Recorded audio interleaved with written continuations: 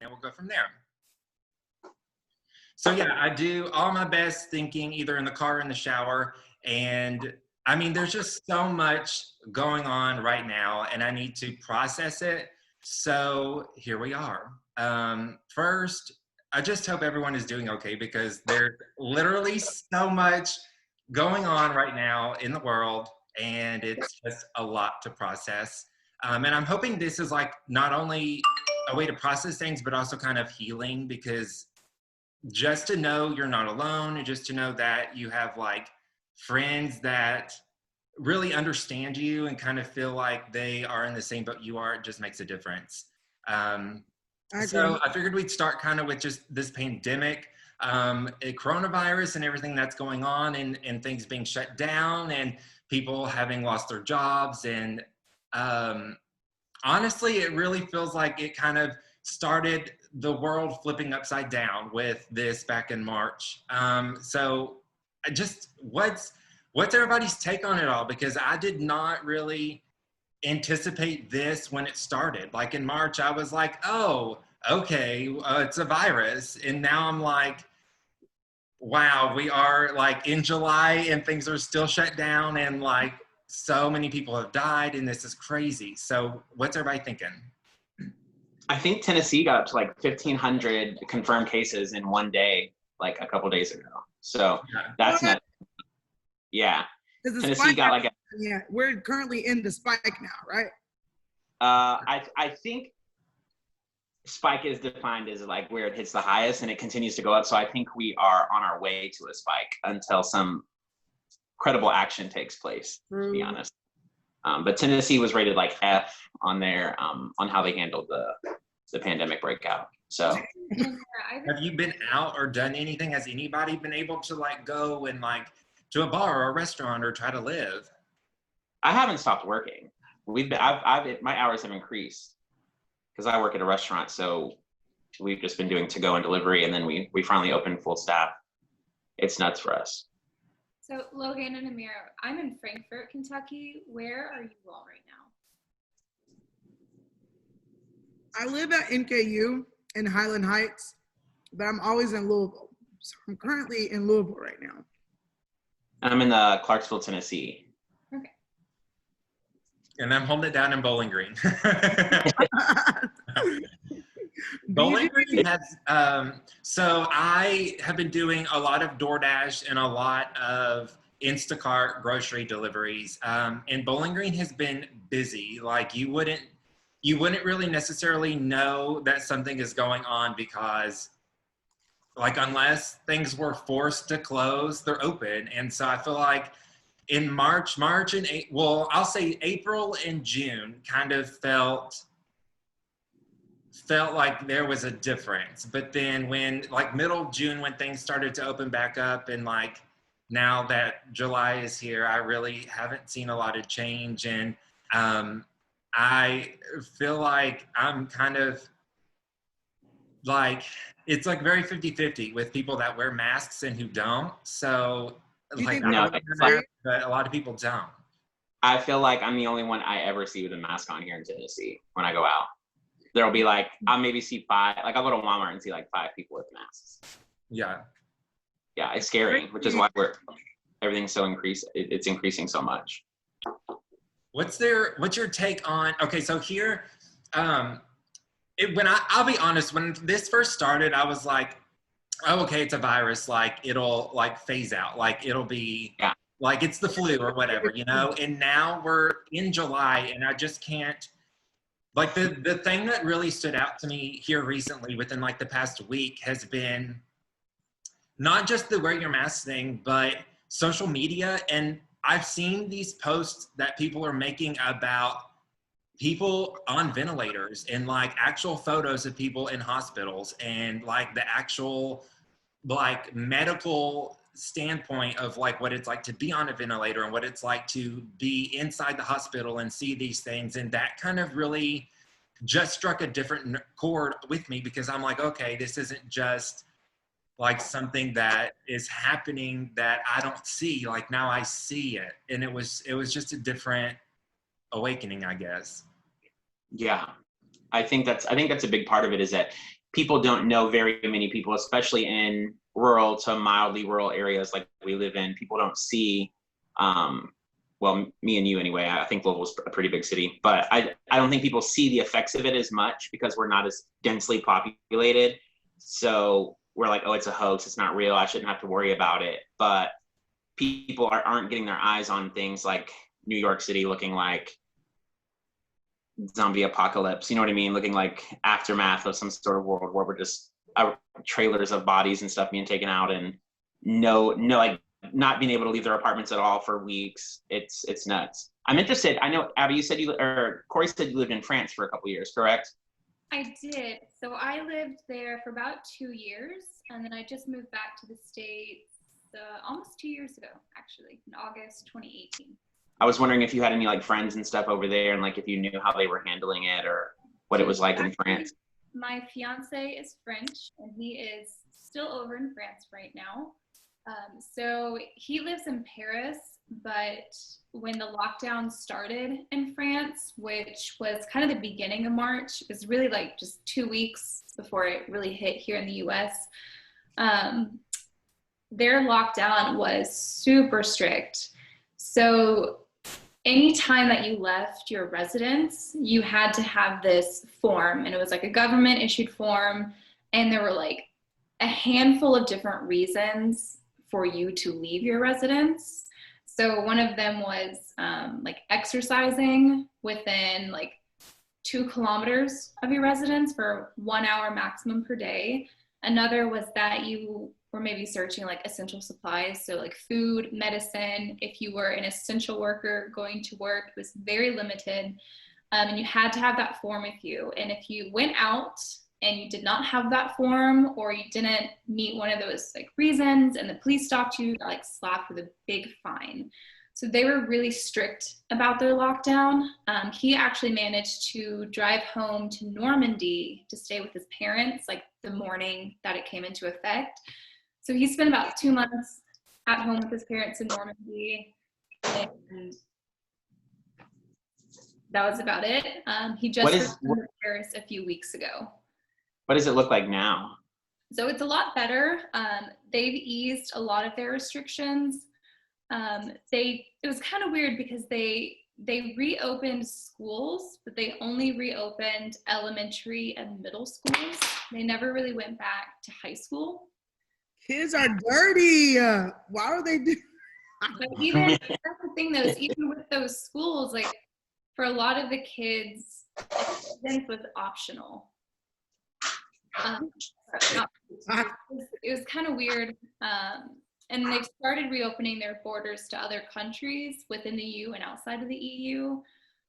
So it's gotten a lot better. I think they haven't seen like that second wave or that second rise in cases. But a few weeks ago, there was a big music festival in France. It's to mark the summer solstice every year. And like it's a big deal. And normally there's like music all throughout the streets. Like you go out, like every city just transforms into this open air concert. And given like this year, there's still a lot of social distancing in effect. If you go on the metro in Paris, like masks are required. If you don't wear one, you get a big fine. But my fiance went out with a friend and it was like packed.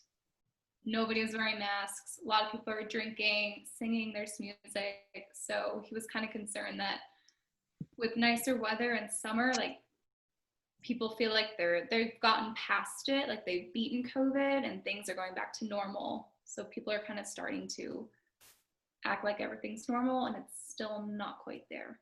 Yeah. But all that being said, it is still better than our situation here in the States right now. Yeah. Does it make you all worry? Like, have you got to that point where you're worried, or you just like really second guess a lot of the things you're doing? Yeah, like I really haven't gone out except to go to work, and I've been lucky that like I have remained employed during all of this. I have not been to any bars or restaurants. I went to one retail store, and even then it was very brief. They had like, you know, masks, hand sanitizer everywhere. So I really haven't seen what it's like. going out per se. But kind of to echo what you all said a few minutes ago, like I went to the grocery yesterday and maybe saw like 5 other people in masks. Yeah. Whereas 2 months ago, almost everybody was in a mask. So I still kind of am hesitant to go out and do social things.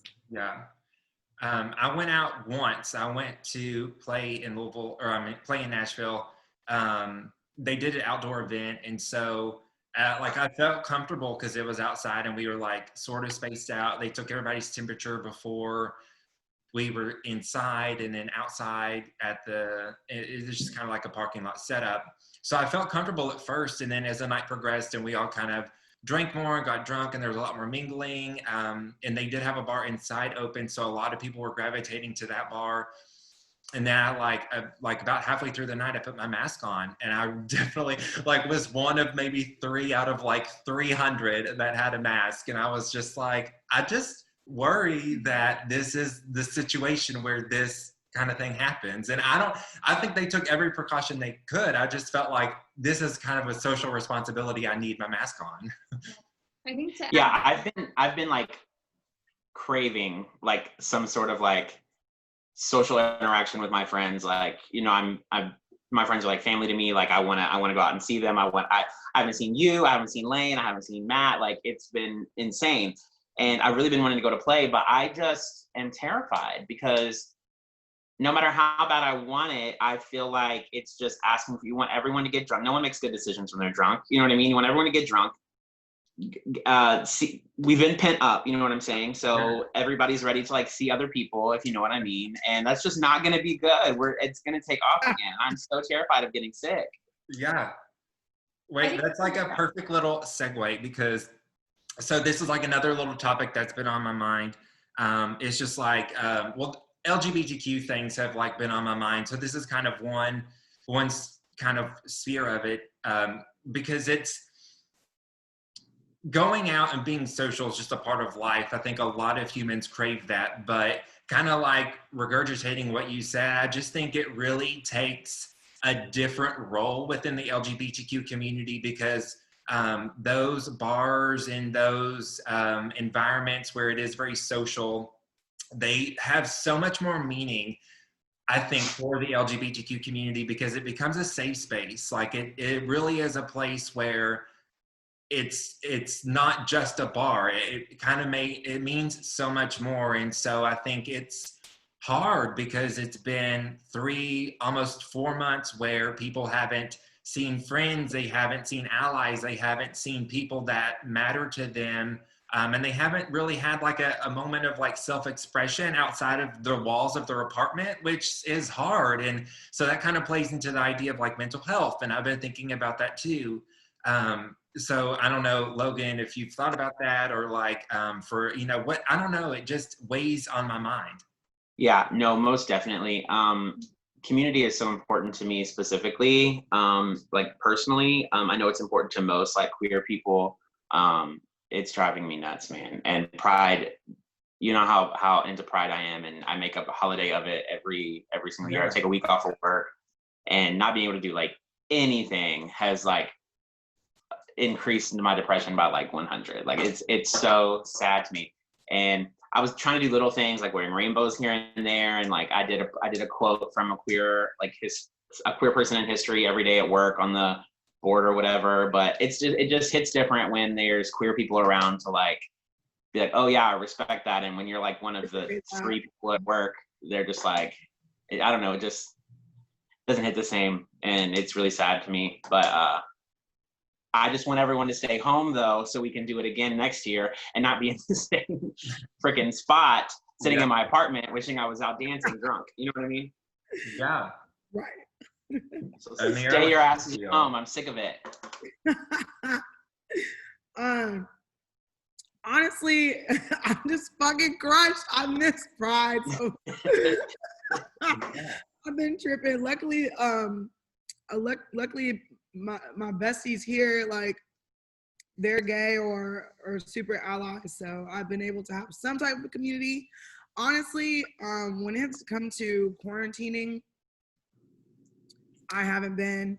I'm to this point kind of where I don't, I know y'all might know, I know Abby, you probably don't or wouldn't know, but I've been protesting a lot. So unfortunately, you know, along with that, you know, I wear my mask and step out there, but I don't know.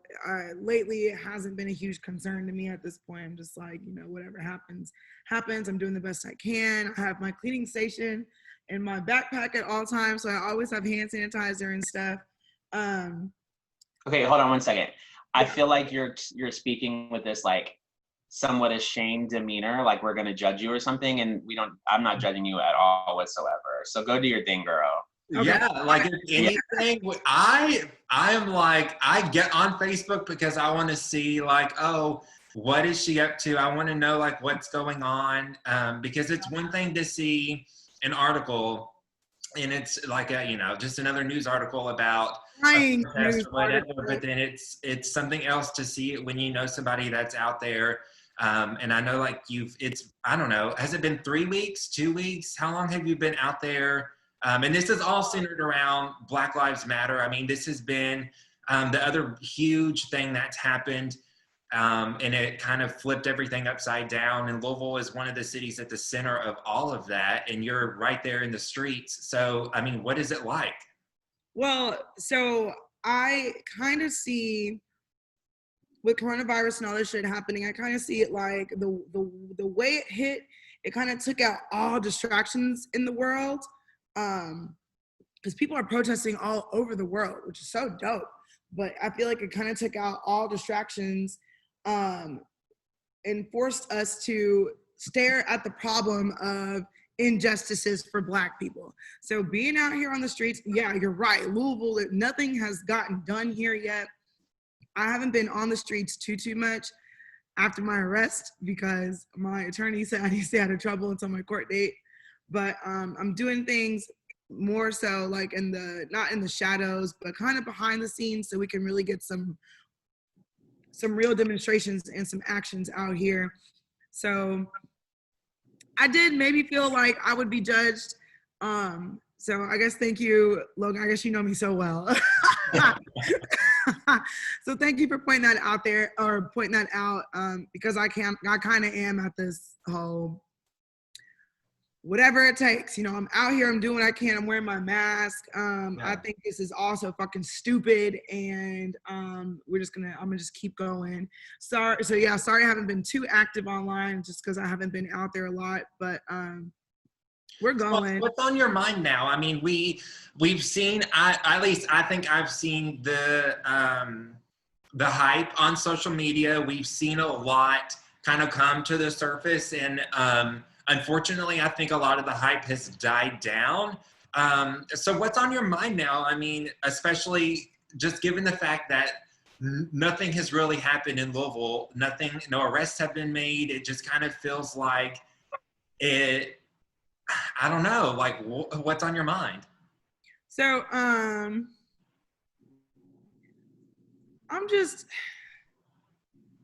trying to be patient now that I'm taking this new role in it. At first I was angry. I was just like pissed off. But now I realize like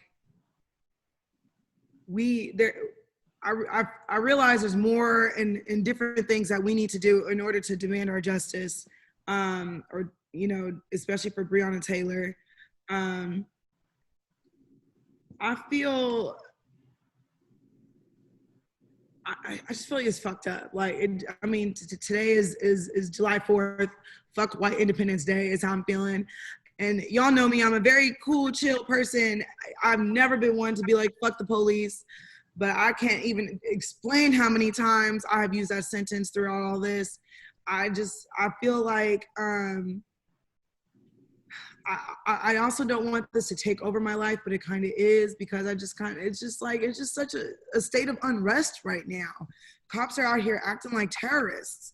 They're arresting us by like the high double digits now. And the media is twisting everything into a false narrative saying that we're violent and we're this or that. And it's like, we're not doing anything. These cops are out here acting stupid and hurting us and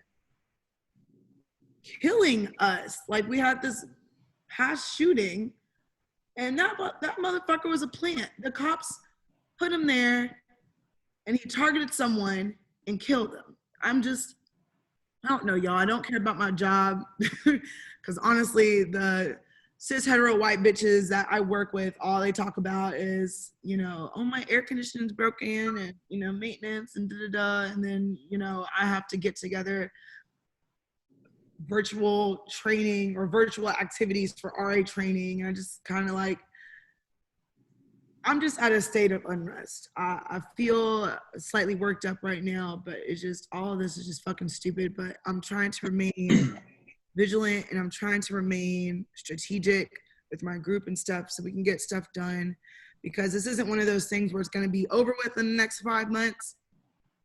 It's going to be going on for a long time. You know how it is when the media is not interested in anything anymore, so everyone else is less interested. Also, numbers at the square have been falling a little bit, numbers for our marches and stuff. So yeah, you're right. Everything does seem like it's dying down, which sucks, but that just means those who are really out here, like, we need to keep it going and keep it alive and keep that, keep pushing for our demands to be met. So yeah, I'm feeling. Do you think you can, like, because this is the other thing that is, I mean, this is like the $1 million thing, is that there's just such a divide on perspectives. And one of the things with this and just talking to you all, and one of the things I want to gain from sharing this is just kind of this idea of listening and having people listen to each other more, because it's so easy to get online and to spill your opinion. And it's honestly even easier to get people to validate and share your opinions, because I think social media is kind of a bubble, and you just surround yourself with people that tend to gravitate to your bubble.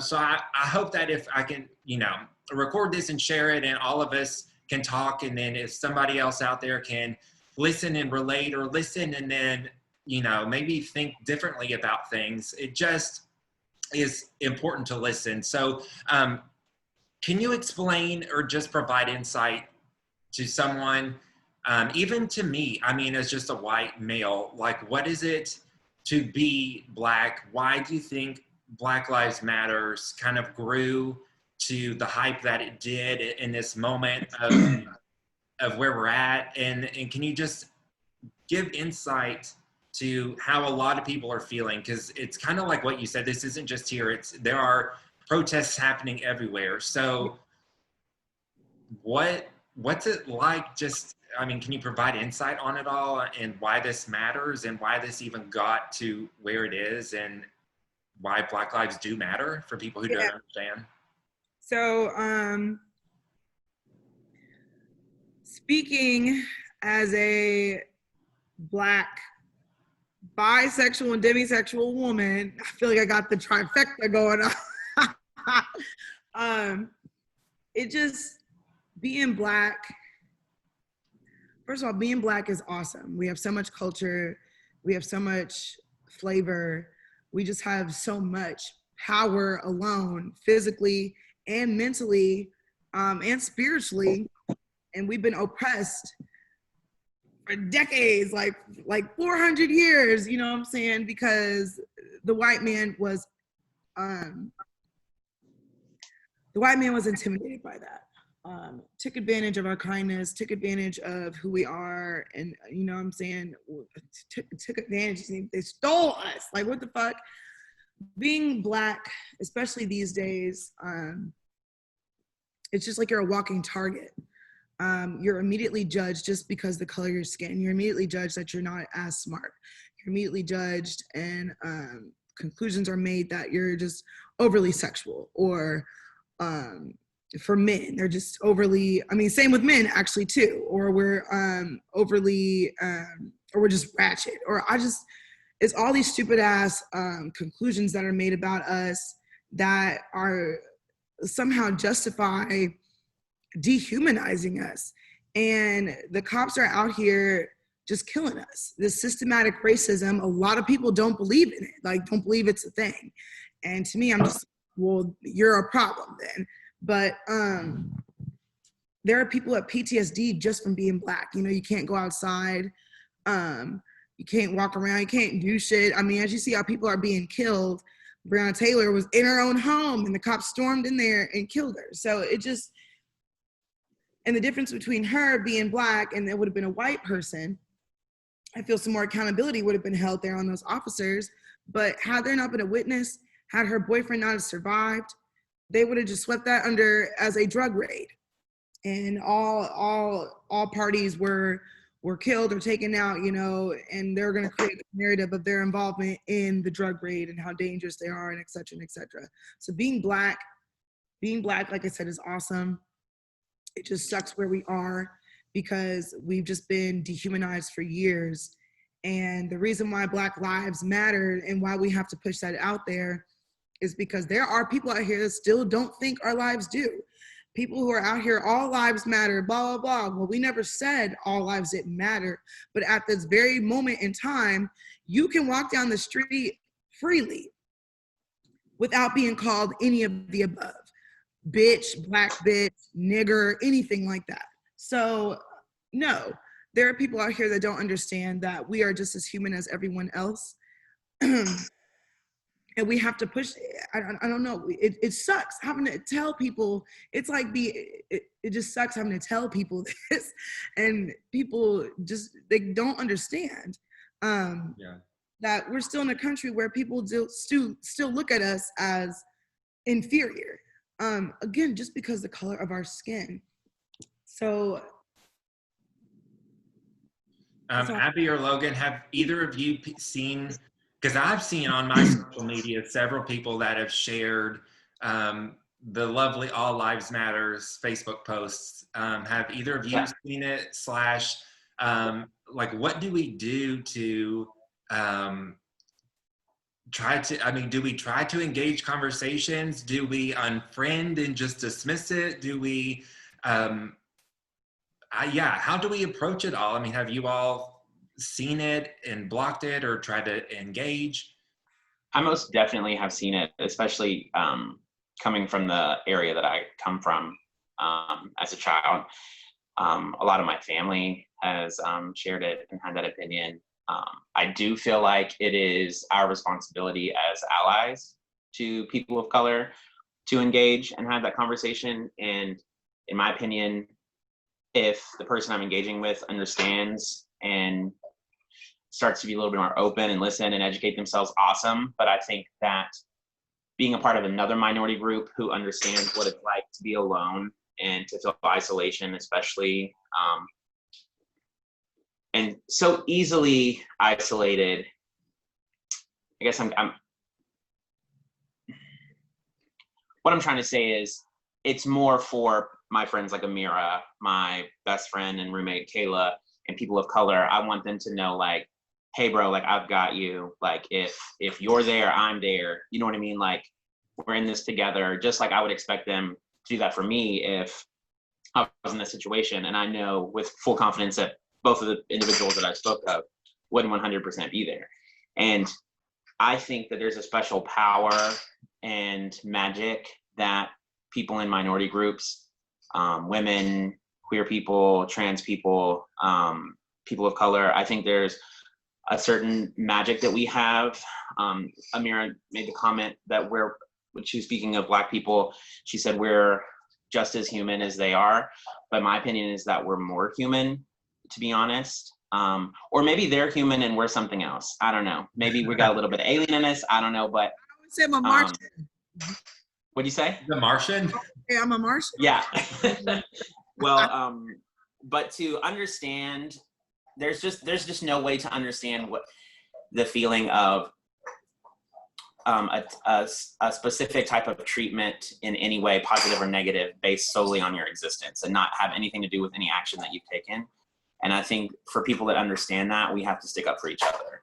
And Black lives do matter, and they need to matter more now than any other group, in my opinion. That's why I wasn't too upset about Pride taking a backseat this year, because I feel like we were here here for our Black trans women, our Black queer people. I feel like that's what we needed to be there for. I just hate that we couldn't gather for them. But that's who I stand up for when I speak and engage. And if the person I'm engaging with doesn't get it, cool. If they do, better. But I'm indifferent to that aspect, to be honest. Education is the key. And all I can do is speak on my experiences and experiences told to me. But beyond that, it's up to that person. So Yeah. Maybe that's not the right way to feel or think, but just coming from where I come from, it's very exhausting, always fighting. And it sucks that the pressure is put on minority groups to fight for just common decency and human rights. But I guess that's our cross to bear. So it is what it is, but it's just very exhausting. So I will engage up to a certain extent, and then it's just, you got to go. If you're not willing to listen, I just don't need that toxicity in my life, because there's real toxicity that I'm fighting right now. So yeah, they got to go. You, Abby, have you felt it on social media? So I have not on social media, but with that being said, I just returned to Instagram in May after almost a year-long hiatus, and like I didn't go back to Facebook. I think I have like 30 followers, which is great, because I realized I really only know 30 people, most of my colleagues. So I've not seen anything like All Lives Matter or anything like that on my Instagram feed, but I think that's also because the people I follow and who follow me are my close friends and colleagues, and they're like, we're all on the same page. So sometimes like when we're at work and we're talking about it, it's kind of like you're preaching to the choir, you know, it's a bubble. It's a good bubble, I think. But I haven't had any personal interaction. I guess kind of one exception maybe, I was talking with a family member recently, and it was very difficult, got really tense, got emotional very quickly, because we're all on like the same page that like Black Lives Matter, there's a problem, we need to help do something. But then the person was saying, well, it's not all cops. Not all cops are bad. And they got really defensive, like point blank, perfect example of white fragility, just saying, it's not my fault I was born white. Like, I can't help that I'm white. And I told them, like, no one's blaming you for being white. Like, this also isn't about you. And then they tried to steer the conversation towards, well, we all need like universal health care. And they kept trying to like pivot the conversation away. So I haven't had that interaction with like a blatant racist or someone who says, you know, all lives matter, blue lives matter. But for me, the challenge has been talking to someone who doesn't really understand what white privilege is, and they get defensive and they want to shut down. And it's very easy for them to walk away from the conversation. I would say that those conversations, in my opinion, would almost be more important than the ones with the blatant racists and stuff, because I think people like your friend who were making, I would say, like microaggressions and stuff, micro offenses to contributing those to the conversation, they're easily distracted with pivoting the conversation to other things. The blatant racists and the blatant homophobes and things like that, people write them off immediately. You know what I'm saying? Like, no one takes them seriously. And even people, I'm sorry? Like, I'm not going to change their mind. Exactly. Like we already know, like you're on your, and even like people who also may agree with them but are a little bit more intelligent about their process, they're going to write them off too, because they don't want to be connected. It's the people who we're working with every day, who have the swastikas underneath their shirts that we don't see. You know what I mean? Like, it's little stuff like that. Those are the ones that we need to watch out for, because those are the ones that have penetrated society and social areas where we think we're comfortable, and then out of nowhere it's just like, what did you just say? Like, what? And that one almost hurts more to me, to be honest. Yeah. When you really like, you're like, oh my god, what? I have that exact moment. So this person I was speaking to, who again is like very close to me, and was like, I was like, one, shocked that I heard this come out of my mouth, and then two, didn't really know how to respond. But talking about like the protests, especially in Louisville, where this person lives, and that's my hometown. And they were talking about all the protests and how awful it was. You know, they're standing in the streets, blocking people, innocent people from going to work, and they're destroying, you know, innocent people's businesses and storefronts. And I cannot believe they said this, but they said, you know who's suffering, aside from Black people, the next people who suffer are the good white people. And my mind kind of imploded at that point. I was like, The good white people are on the streets with the Black people. What do you mean? Right. you did not just say that good white people are suffering. They have no idea what suffering is. Like, What? and it was very, and it's like, and again, the same person was like, but I believe Black Lives Matter. And I was like, I don't really think you understand that. So, those I are also want to put out there,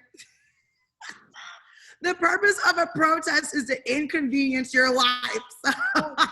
and I also try to That's what we explain, do. if you just look at our country and our country's history, like destruction of property has been These used. businesses, I don't give a damn. See, at first I originally did feel some type of way, like when they first were looting, because I just like, damn, like people I know work in these places and stuff, and it sucks because maybe they can't work the next day or they lose their job because the business closed down. But you know what? I'm in full blackity black mode. I don't give a fuck. Whatever needs to be done, because when it comes down to it, I mean, on top of the racist, the systematic racism, it all begins with economics. So, and we as Black people have been cut off from ever building and creating our own communities in which we can fund ourselves, in which we can really become really just become a community. Because as all this began, they were destroying us. They set us up to where we destroy ourselves. Unfortunately, the Black community, we have so much work to do in terms of supporting ourselves, in terms of loving ourselves, in terms of wanting to heal ourselves. Like, we have our own deep, dark ass issues to handle, but they all were set up this way through slavery. And people try to say slavery was over years ago and y'all need to get over yourselves and blah, blah, blah. Slavery is not over. It may be over, but the mental capacity and the setup that was created then still bleeds and fucks up our community. Now, that's why we have colorism. That's why that's why we can't ever, it's hard for us to begin businesses. That's why we never support our own businesses. We are always socialized and raised to be consumers of whatever's around, or, of these other white businesses and stuff. So it's just, so this is a fight that's going to take many decades, because Black people as a community, first of all, we need to come together for this to happen. I feel like, honestly, in Louisville, that's kind of a big issue here, which is taking a toll on us getting shit done, because the Black community can't agree on shit, or we can't swiftly work together, because we all have our own agendas, or we've never been taught to necessarily work together, and have to overly convince each other, like, yo, like, we want the same thing. Like, how do we work together? But all these other distractions within our own community keep, like, fucking that up for us. So, I mean, it's going to be, I don't even remember why I began this tangent. Oh, because I was like, fuck the looting. Like, I don't care about the looting. Do you think that this is a time where, well, okay, so this is like a two-part thought. One, do you feel like this is a time, kind of a moment in history that will really initiate a change? So like 5, 10, 15 years from now, we'll look back and think like that was the moment that got us to where we are? / do you think that the ultimate change that needs to happen, where it's like 20 years from now and we look back and think like, why would that ever be acceptable? Do you feel like that change happens like generationally? I kind of feel like we're at a place now to where we really need to like unite like our age and our generation, and make sure everyone younger than us doesn't know any different than like the way we believe, like the kind of social norms and the society we want to see. Like, we need to make sure that's kind of all they know, and then phasing out older generations, and then a big shift will happen. Do you agree? I think it's definitely generational. And now this is the fucking 60s all over again. Logan, were you about to say something? Now you should- Yeah, I agree that it's generational, and I agree that with time it'll get better. I don't agree that we need to make sure that our kids, like, this is all they know. Because I think something that my dad has always said to me, like, growing up, like, he'd leave me at church camp or wherever, he would always say, remember who you are and where you come from. And I never, like, got it growing up, but that has, like, really stuck with me through my life. And I think it's important for people to know their history, specifically minority groups.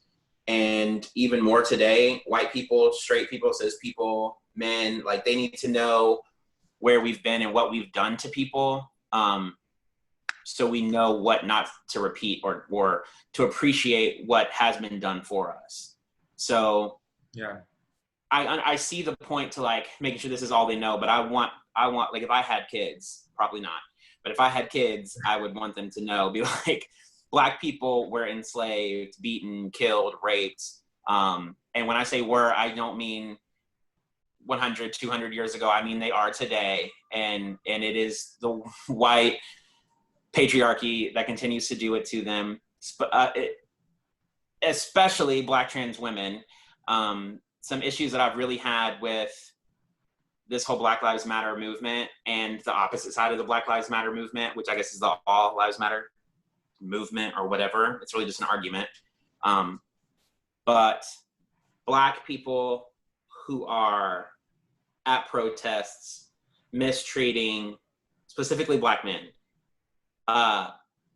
mistreating, abusing, assaulting queer Black people who are there because they are Black and they're on board and they're trying to make a difference, as well as white gay men. Cory, I swear we're the only two good ones. They they gotta go, bro. Like, I'm sick of them. All Lives Matter stuff, this whole J.K. Rowling mess. People are agreeing with J.K. Rowling. Listen, I'm the biggest Harry Potter fan, but fuck J.K. Rowling, okay? She's not it right now, okay? Yeah. She's got to go. But We got the to exclusion, separate the two. We got to put her here and keep Harry Potter over here. yeah, change the name or something. I don't know. But the exclusion of queer people in Black culture, from my limited perspective, right? I'm not speaking for Black people, but the exclusion of queer people in Black culture and the exclusion of Black queer people in white queer culture is just shoving down on top of Black queer people. And I see it every day, and it drives me absolutely insane. I wish this, if this wasn't going to be posted, I would say a lot more specifics from some experiences, but they're work related and I don't want to get in trouble with work. yeah. But I have a coworker that I'm very close with. I just can't say a lot because it's going to be posted. And that's fine. I want to post it. I just don't want to put his business out there and people will know who I'm talking about. So yeah. But I mean, you bring up a valid point. This is something like a different tangent with the whole Black Lives Matters thing that I've seen. I mean, it's relevant to the LGBTQ community, but it's the fact that there is, even within the LGBTQ community, there is still this sense of, I mean, you see it on dating apps and you see it in a sense like, you know, like, it's just funny because as a minority group, we should be more inclusive and we should be able to be more accepting because that's what, you know, we've kind of wanted our whole lives, but yet we will dismiss someone because we don't, you know, oh, I'm not interested in a Black man, or, oh, I only want a masculine guy, or this sense of like a lot of these toxic things that bleed through in social media and dating apps.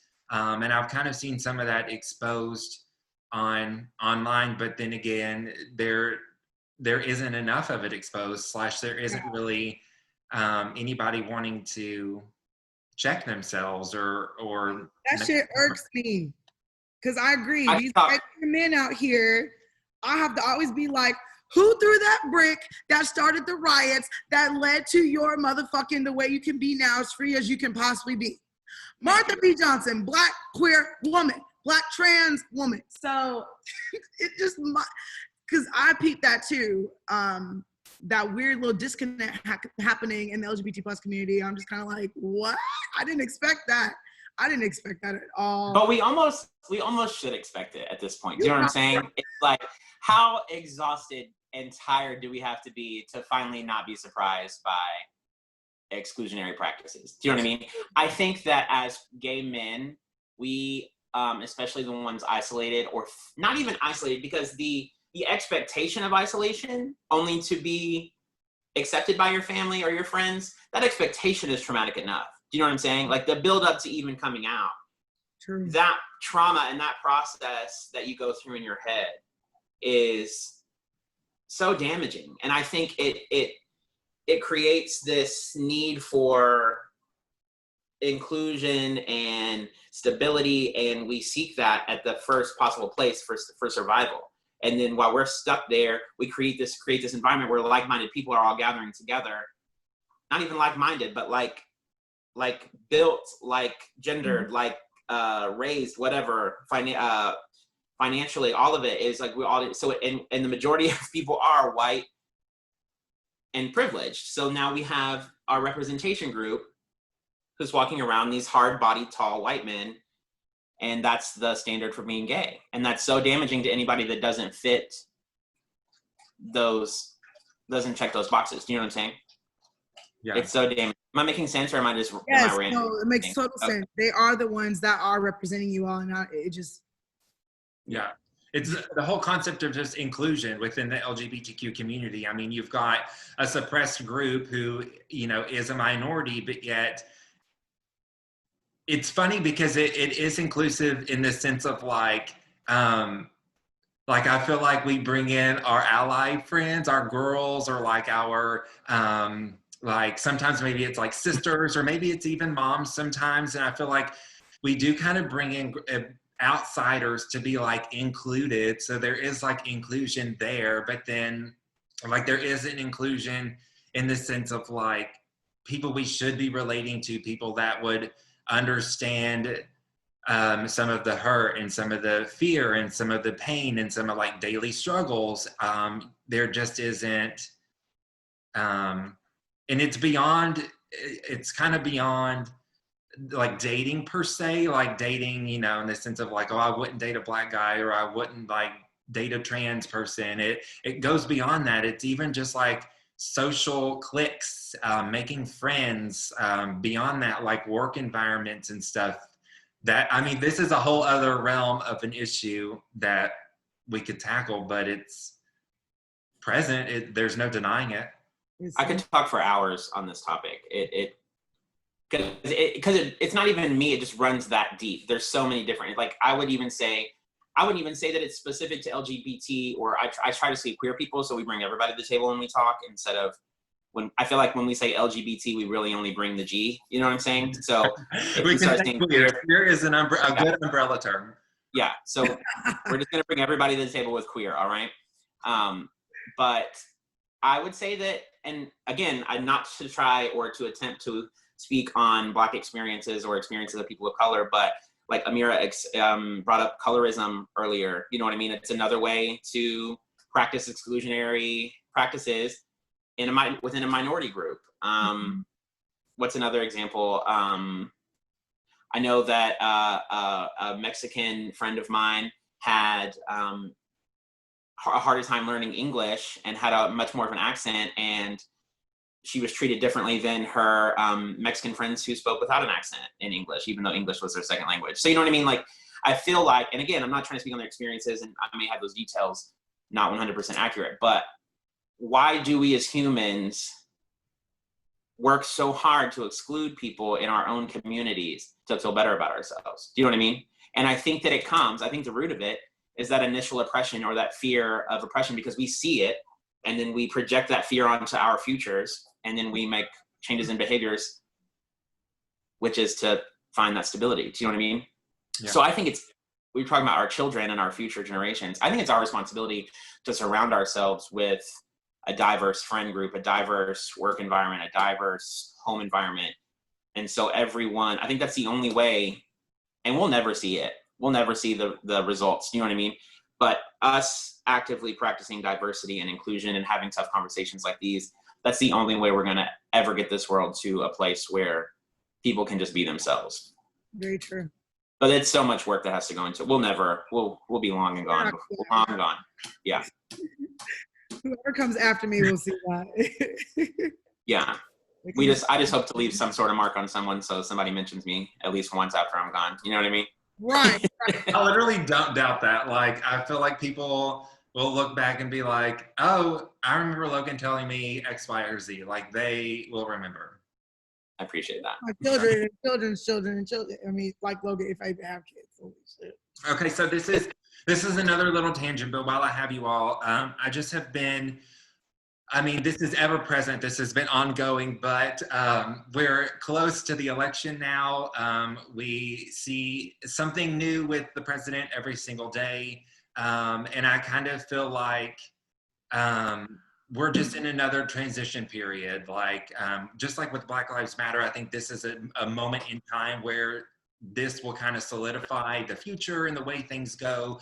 I think this is a moment in time with LGBTQ. I mean, so many good things have happened, but yet it's like 2 steps forward, 1 step backwards. So this is just another moment in time where we kind of determine where we're headed. And so, I mean, thoughts on just where we're at with the election, where we're at with the past 4 years and what the president has done and not done, or thoughts on just even getting like young voters. I mean, it's so important. I don't know if you all agree, but I do see a little bit of a shift in our generation and people wanting to have a voice and have an opinion. I just worry that not enough of us actually get out and vote or do any kind of research or do enough to really make sure that they have a rounded opinion and not just stuck in a bubble, I guess. No, and I think it reflects a lot of like where I work and stuff, and the majority of the age group that I work with, my employees. No one knows anything. Politics is not something I regularly get to discuss at work because people just aren't equipped with the knowledge or the vocabulary to discuss it, which I think is a reflection of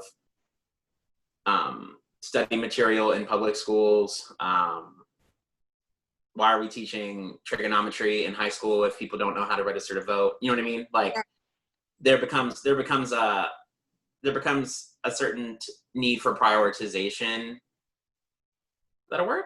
Prioritization? Yeah, to prioritize I don't certain things. right now.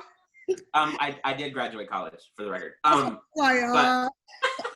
have a degree, I swear. But we need to prioritize what our kids are leaving high school with. And I think that's another example of oppression, to be honest. Public school we all went to public school. Abby, where did you go to school? Yeah, I went to public school in Oldham County and then Western as well. Yeah. So all of us went to public school, right? We obviously are very intelligent people. We got out on the good side, but public school for people with lower incomes, people who are not as advantaged or privileged.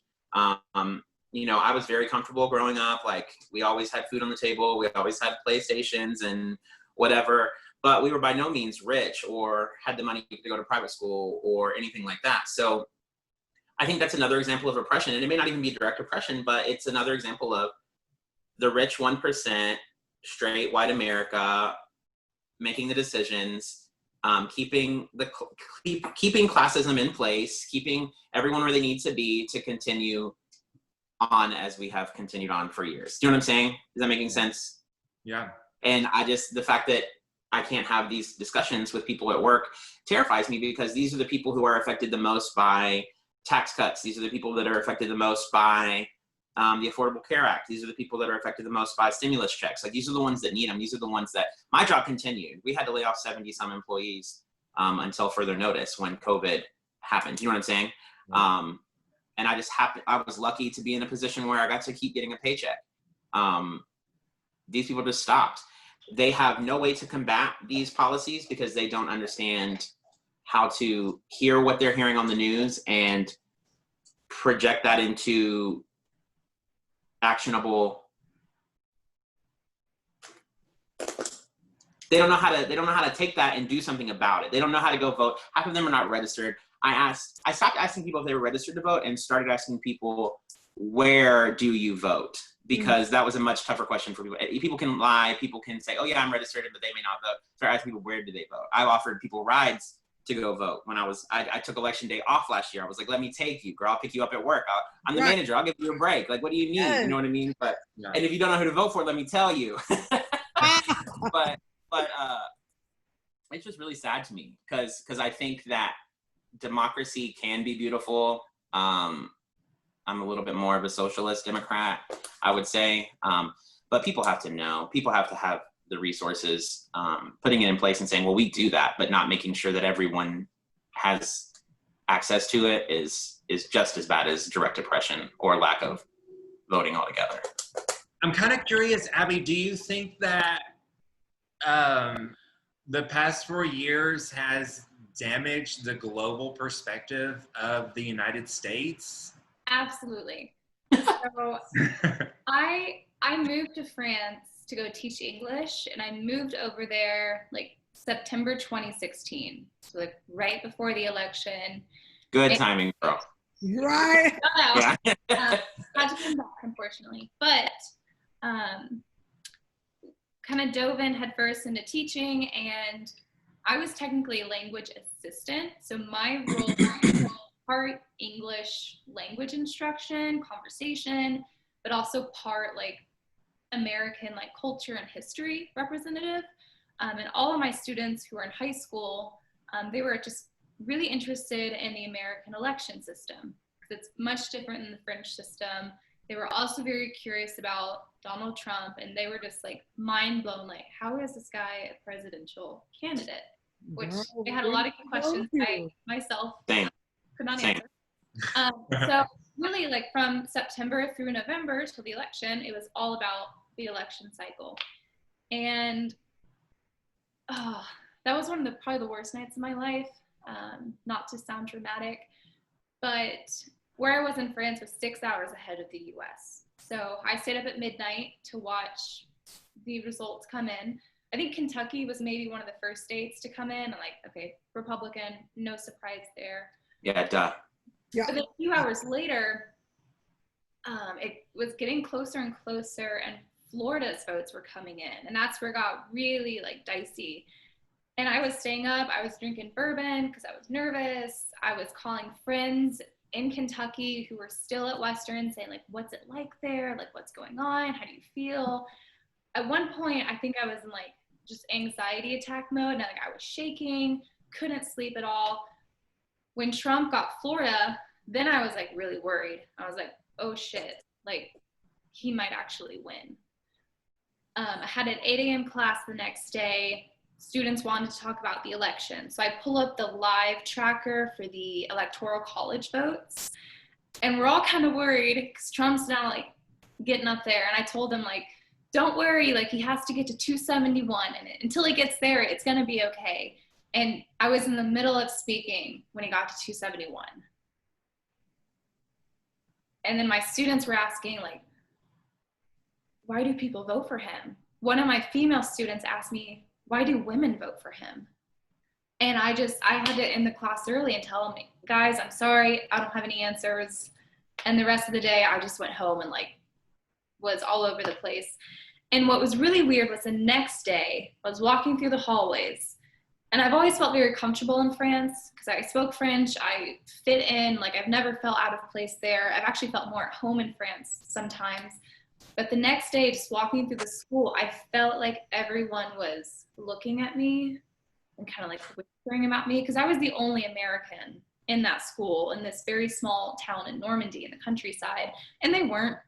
Nobody thought of me differently. But when I was traveling through Europe over the next 2 years, I would just, if I was outside of France, I would try to pass myself off as like French or English. I didn't really want to tell people I was American because they would always ask about Trump. Or they'd always say, oh, I'm so sorry. And I was just like, I don't really want to talk about it. If you don't mind me interrupting, did that come from an insecurity of being American, or because people were treating you differently for being American? That's the thing. I don't think anyone really treated me differently. for being American. Everyone, I think, was more curious about talking about Trump. So there was definitely some insecurity on my part, but also for, you know, a long time, Americans, especially in France, have been viewed as fat and loud and stupid. They don't speak other languages. So there's some American stereotypes over there anyways. Some accurate. Yeah, I've definitely seen but I mean, people were like making, and especially like, even in European like press, were like making fun of Trump, and like it was kind of weird to be abroad at that time. And I agreed. I mean, he did kind of make our country and our political system, even just the office of the presidency itself, kind of a laughing stock, and people didn't take him seriously. And we had one discussion, and someone asked me like, well, is he actually going to do anything? Like, can he do anything? Like, is he smart enough to do anything? So I think a lot of us too thought, well, he can't actually do a whole lot. And we were definitely wrong on that. Yeah. It's funny how vivid that is to you. And it's like, does it even feel like it's been as long as it has? I mean, he's done almost a full term, and now we're at this time where we're coming up on the next election. And so it's just like, I feel like sad, because I just think that our next president won't, if it does go to a Democrat, I just feel like they won't have any opportunity to do anything. It's going to be a lot of damage control. And I also just think that, like, in the bigger picture of just the people that live in the United States, I just think there has been such a political divide, like more than ever. There's always been one, but I just think now it's just so present. And it just worries me, because I don't know how that will shape the next election, / I don't know how the next president, if we get a new president, I don't know how that moves forward. And then if we get another 4 years of Trump, I don't know how that will even, like, how much further damage could be done by dividing our country. I think part of that divide, at least for me personally, it wasn't just like a political divide where, you know, I'm a Democrat, if you're a Republican, like, okay, we disagree on certain things, but, you know, we can still come together and be friends, right? And look past those differences. But then I realized, like, no, this is so personal, especially as a woman, and as a woman who has been through very difficult experiences. The things that Trump has said, I mean, we all know what he said. I just realized, if you voted for him, if you support him, like, I can't be friends with you. Yeah. And the same for, like, there's someone very close to me who's a trans man. No, he's not going to be friends with anyone who voted for, like, that's just not possible. So I think it's more than just a political divide, and maybe it's just this is the first election I was able to vote in. So maybe this is just because I haven't voted much in the past because I was too young, but that election seems so different because it was so personal. Because So Amira and Cory know that I have a very strained relationship with my family. It's been very difficult from 2009, 10 when I came out, I guess. And it's just, there was like a long time where I barely spoke to them. We still don't speak a lot. Around 2016, everything was getting a lot better. You know, my dad were a lot closer. I was talking to my dad like every day. I would get off work and we would talk for at least 30 minutes to an hour. And the 2016 election rolled around, and politics was always something that we could just like kind of like laugh off or whatever and like shrug off. We both had this understanding that, like, you know, we agree to disagree, but we respect each other's right to vote and express that opinion and defend it. And I very much felt that way at the beginning. But then after Trump, I don't know, it just changed, and it complicated already very complicated feelings with my family. It's made it very difficult because, and they think it's so silly, you know what I mean? They're like, it's just a president. And I'm like, yeah, but it's straight white. And we haven't had this argument, so maybe it's not fair to like hold them to this, but for straight white people, it's so easy to say straight white cis people, it's so easy to say like, oh, it's just a president or whatever. And I was like, yeah, because the majority of the time things are going to be voted for in your favor. Yeah. Or they're going to be voted for not in your favor, and you're not going to realize it because you're so loyal to this party. Do you know what I mean? Yeah. And then like you're making decisions that directly affect me and my friends. And it's hard for me. My roommate and best friend of like 7 years, Kayla, she was telling me the other day, she was like, I think you just get too serious about things. She's like, I think you take things too seriously, and you like we, and it was about the whole Trump thing or whatever. And it's like, she's like, it is what it is. Like, just let it rock, basically. And I was like, I just can't do that though. Cause it's a morality issue at this point. It's not a political issue. It's, you are aware of these issues. You're aware that Mike Pence was okay with conversion therapy. My dad's response was, well, we would never let him take you. I'm like, okay, you never let him take me, but what about my friend Cory or my friend Amira or my friend Lane? You know what I'm saying? Like that, those are important people to me. And even if they weren't, even if they're not complete strangers, they're people who don't deserve to be treated that way. And you're aware of this and you're still voting for this person. You're aware that he said, he grabbed this woman by a pussy and he can get away with it because he's famous or he's a celebrity or whatever. You're aware that he made fun of a mentally disabled reporter, I'm sorry, a physically disabled reporter by mocking him in front of national news site, you know, news source, you know what I'm saying? Like this is crazy. And you are co-signing with this person. And I just can't get behind it. And it's a hurt because it's like, wow, this is how you really feel. This is how you really think, or this is your lack of feeling and lack of thinking. Mm-hmm. But also it's just like, it just really hurts personally. Cause it's like, if you know that I'm gay, do you not see me in all of these gay people that are upset? Do you not see they know Kayla very well. You know, we've been friends for 7 years now. Do you not see Kayla and all of these black people upset on the street? Like, why are you're so okay with dismissing it because you don't see it every day? And it's honestly because they're back home in the country and they don't meet people different than them. You know what I mean? And my parents are good people. And my family are good people. They're kind. They raised me well. They provided. I love them to death. It's just a lack of understanding because of a lack of experiences and a lack of exposure, I think.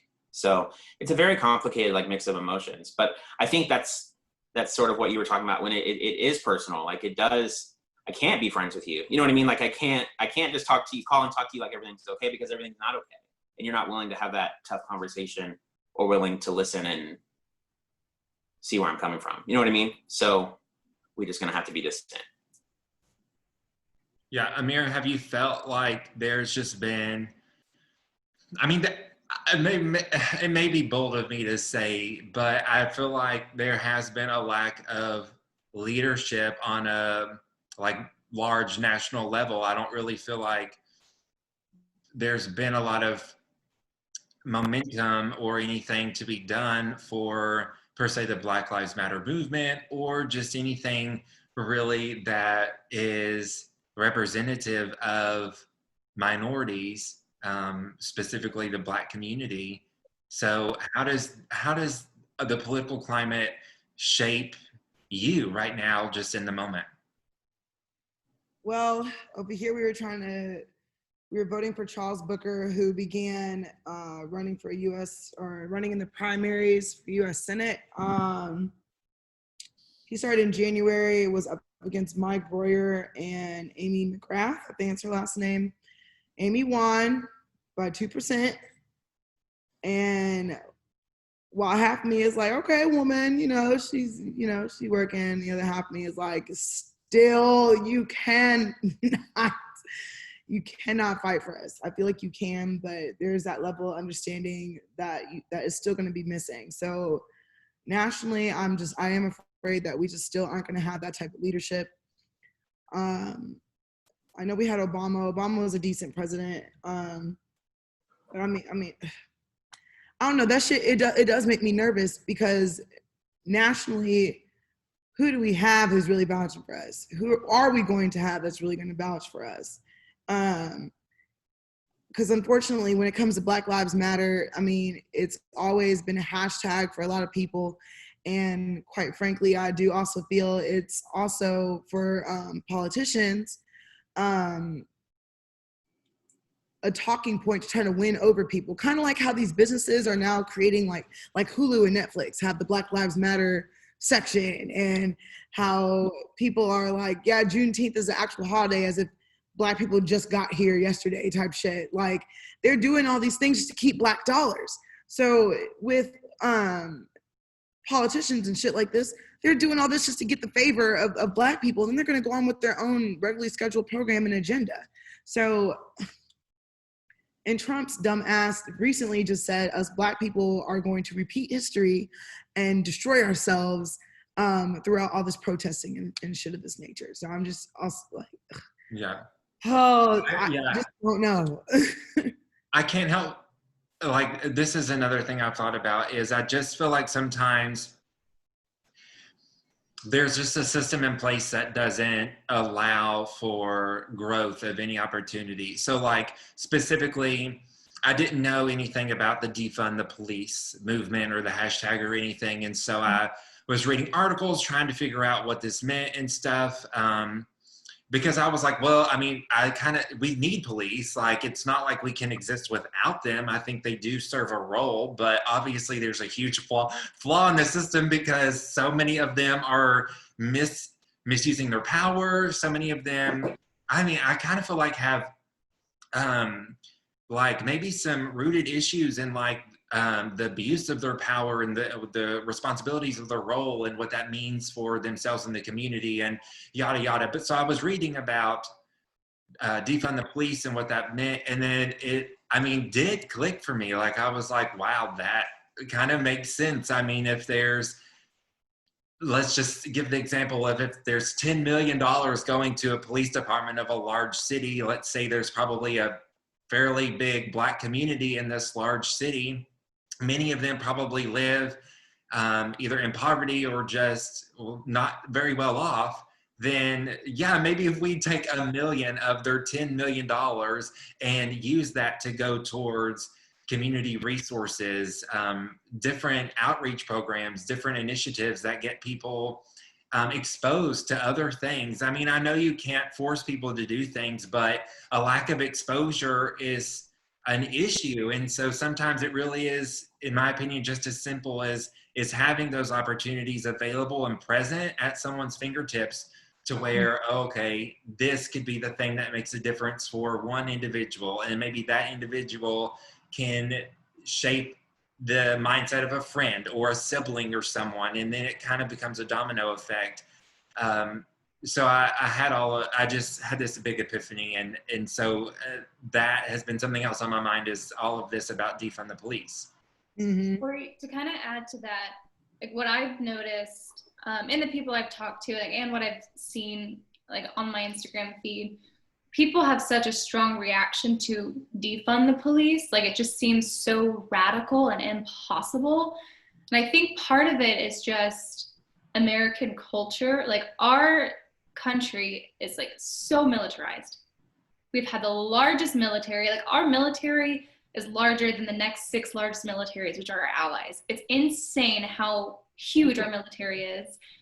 For the entirety of our country's official existence, like, we've been at war or, you know, some international conflict, let's say. And so, like, when people hear, especially when white people hear defund the police, like, they have such a strong reaction. But what's funny is, what about, you know, defunding education? Because that's been happening for years, and nobody bats an eye. I think it was 2016 or 2017. I'd have to go back and look this up, but like, the Trump administration, I believe someone had made some proposal to abolish the Department of Education by the end of that year. Like, what? That wasn't talked about. People weren't up in arms about defunding public schools. So for me, like, there's a really, and maybe it's because I've been in Europe where education is free and accessible to so many people. Yeah. But it's just, there's a big disconnect. And I think that's part of just America's culture. And like, have you ever noticed, like, the Pledge of Allegiance? Did you all have to say that every morning in your public schools? And you had to stand up and put your hand over your heart, and if you didn't, like, you could get in trouble. Yeah. People would bully you. Have you ever noticed how fucking weird that is? Yeah, isn't it weird to think pledge about allegiance to the flag? That's some brainwashing shit. Kaepernick kneeled. Like, it's like some here. Handmaid's Tale shit is what it's like. Yes. Yeah. Like I mean, quite frankly, they do that in, it's not that the U.S. is a dictatorship. We're a democracy, right? We're the land of the free. But it's like sporting games. You Star Spangled Banner, everyone stands up, take your hat off, hand over your heart. And not that there's anything wrong with being patriotic or loving your country or, honoring those who have served and fought and risked their lives. But yeah, to defund the police seems so crazy to people. And I think it depends on the interpretation of patriotism. I think protesting on the streets for people in your country is patriotism. I think voting for proper socioeconomic legislature is patriotism. I don't feel like me up off my ass and on my feet at a baseball game is patriotism. And I don't plan on being up off my ass and on my feet until everybody is represented correctly and treated the right way. Because there's nothing for me to be proud of right now. I'm not literally nothing. Like, I cannot think of a single thing that I'm like, hey, America did that, y'all. You know what I mean? Like, what did we do? No, I have something. We have something, Logan. The Supreme Court's decision for workplace discrimination was a step in the right direction, but then that's true. But then of course it's a one step forward, two steps backward. Tennessee, we're not gonna let gay people adopt children. Okay. Yeah, or trans people have health care. Yeah. This is. That's what I'm saying. You can't even be in the same month. In the same month that we receive federal protections at work from being discriminated against, queer people lost their right to health care if the healthcare provider does not feel like taking care of them. And in Tennessee, gay people can't adopt children. Like, again, there's nothing to be proud of. It's like that's how I feel. +1 -2 is not a step in any direction. That's a step back. Right. I donated blood for the first time earlier this year, and I did not realize before doing that like gay men cannot donate blood. Oh yeah. Right. And like filling out when Pulse happened, they had gay men lining up like down the street to donate blood, and they wouldn't accept any of it. And it's really sad. We can't even save our own people. We can't even save our own people. Oh, y'all can't. Yeah. Science has come so far. Well, you can't. Like, I'm on PrEP and I go get tested and like I'm very active and like science and healthcare is very, very much active about HIV and AIDS. And so it's funny because where we're at doesn't align with some of those policies, like specifically donating blood. It just doesn't make sense. So crazy. I was listening to Jonathan Van Ness's podcast, and he had, I wish I could remember the name, Leighton and Henry from LGBT History on Instagram. I don't know if you follow them or not, but it's a really popular Instagram account, and they have written a textbook about pride and power through gay liberation or through queer liberation, I think is what the title of their book is. And it's really interesting to hear their take on like gay history and its exclusivity from real textbooks, which is something that people of color deal with too, and like the proper storytelling in history books and stuff. But there's a lot of really interesting facts about gay men specifically, but queer people in general, and their organization and how Pride came to be. Did you know that Pride was created exactly 1 year from Stonewall? So last year was Stonewall's 50th anniversary, so this would be Pride's 50th anniversary. And there was a society called the Mattachine Society. That was about, like, it was a society, underground society for closeted gay men to make change to protect gay men, but they could do that because they were closeted and like infiltrating different like systems and stuff. So it's pretty cool to read about it. But I definitely have ordered that $36 textbook online, and I plan on reading it from front to back because that's the only way we're all going to get any sort of real education about queer history. But it's really interesting. You should listen to that podcast. Funny that you bring up education. Abby has discussed education a lot. And like, we live in a world where so much is at our fingertips to where you really can, if you just took the initiative, you could find out so much. I mean, I'm not afraid to admit it. I didn't know anything about Juneteenth. I didn't know anything about what happened in Tulsa. I didn't know because I just didn't have any exposure to it. And Black Lives Matter was the first time that kind of became present. And I was like, oh, this is a thing. What is this? And I could just Google and find out about it and understand, Yeah. like, oh, this is part of history that no one has ever told me. I just learned, sorry, go ahead. Y'all ever like research the real history behind Thanksgiving? No, does it have something to do with like the pilgrims? Oh yeah, there wasn't like pilgrims in Squanto having a big happy feast. Basically, the first like Thanksgiving was a white colony celebrating a massacre of a native tribe. And also Thanksgiving was actually declared a holiday by Lincoln during the Civil War as a way to like unite people, make them feel a little bit better. But when you have time, like go research what actually happened with Thanksgiving and how it became a holiday. And it is not wild. That sounds wild. There's a lot of, speaking of Abraham Lincoln, there's a lot of letters they found of his to imply that he was a gay man having a secret relationship with a campaign partner. And they would stay in these places called circuit houses where campaigning was very physical back then because they really had to go around and like face to face with everyone because there was not like internet and TV and stuff. Right. So they had to stay in these circuit houses, which were provided for them. And that was their excuse for staying in the same bed. But some letters that they wrote back and forth that were found in Lincoln's handwriting and signed by Lincoln implied that they had a ongoing homosexual relationship.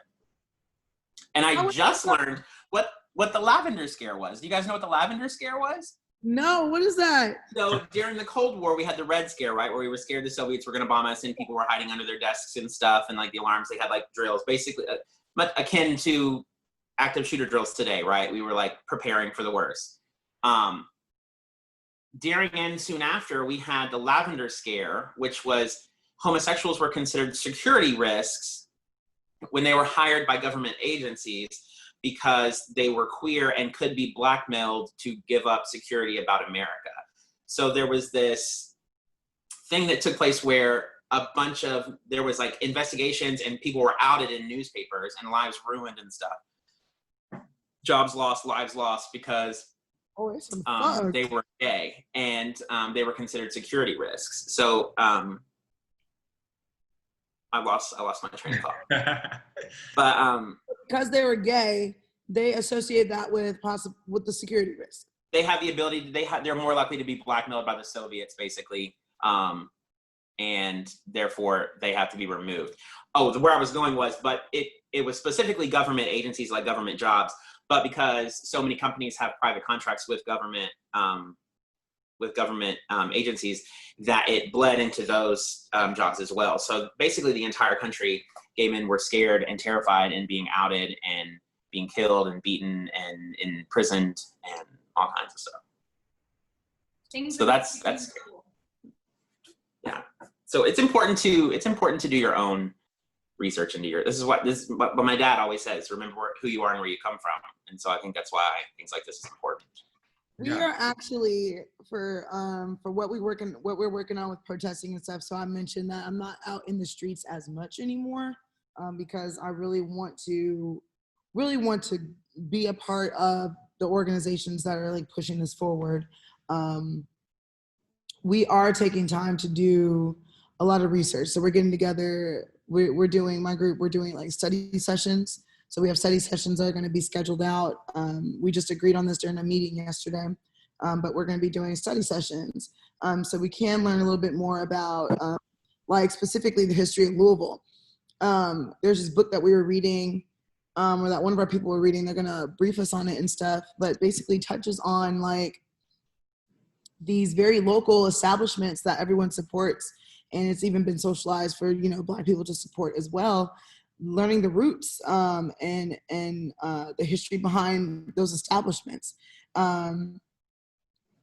We're looking to learn more and more about Louisville's history. We touched on earlier this morning a little bit about King Louis. I think he's the 13th, who the city was named after. It's very important, of course, that what your dad said, and then I'm so happy that you do your research, that you all do your research. This is honestly my first time doing things like this. I always was a neutral person, but now I'm like, fuck all that. I've been awakened is how I feel. So we're doing everything that we can, of course, so we can go into this on a more educated standpoint, or like even down to studying organizations, how the Black Panthers organized, how other little groups outside of them organized, and what that looks like in terms of successful demonstrations and actions, and how to go about those and things of that nature. So I'm trying to learn a lot about Louisville. I'm hoping to find, of course, all those little gems that you found. I've never heard of the Lavender Scare. It's just fucking crazy. It comes down to it. People just hate you. Like, they just hate our existence. And whenever someone's like, go back to Africa, I'm like, shit, you gonna pay for the plane ticket? Like, plus you brought us here. Plus, to be honest, America is supposed to be my home, but fuck y'all. I don't know. So just absolutely ridiculous. Again, I'm on a tangent. I don't even know what I was talking about, but I think it's important for all of us to understand minority fatigue as well, and it can be very exhausting. And I can just see in like Amira's demeanor that she's just tired, but you can't afford to be tired because you still have to fight. You still have everything turned on, and it's important to take care of yourself and make sure that you're recognizing that, Amira. I'm doing a lot better than y'all saw me the first couple weeks, maybe the first 3 weeks. I'm doing a lot better. Like today, I've just been kind of taking care of other stuff. And then this is pretty much the only plan I had today. There was like a kids march or whatever, but it's almost 100 degrees out. So I'm tired of that. So you're absolutely right. Throughout all this, make sure y'all take care of yourselves. Cory sent me some money once. That first week where I gave everyone a thank you, the first 2 weeks or whatever. Which, Cory, by the way, it was sent to my Venmo and I owe them money. So they took that money and applied it. Of course. I wasn't even mad. I was like, you know what? That's $20 less I gotta pay. Exactly. That just takes off some of that debt. Right. So to me, I was like, that's self-care. Thank you, Cory. Okay, listen, guys, this has been good. It's so good to process, just to listen, learn, try to understand what other people are going through, get out of your own bubble, and just sometimes get validation that you're not alone in the way you feel, but also sometimes just to realize that, you know, there's more that can be done and there's more that can be learned. There's just a lot going on. So I thank you for joining me. I'll wrap it up because we've been on here quite a while. But It's been more than 40 minutes, hasn't it? We've got to keep doing some more of these just to keep the conversation going. We do. So you let us know what the next one is. Okay. Well, thank you all. Enjoy the rest of your holiday and enjoy the rest of your weekend. And we'll plan for there to be a second one of these. Yes, please. Make sure you add a title or a name to it. You know, something real like. We'll jazz it up. It'll become something. 3 Musketeers and Abby. Yeah, Abby, we're the 3 Musketeers. It's so clear when Logan says. Never forget. We can't. Never forget. All right, y'all. Well, I love y'all, and I can't wait till we do this again. So y'all be safe. And all Bye, that. guys. Bye. Take care. Bye. Bye.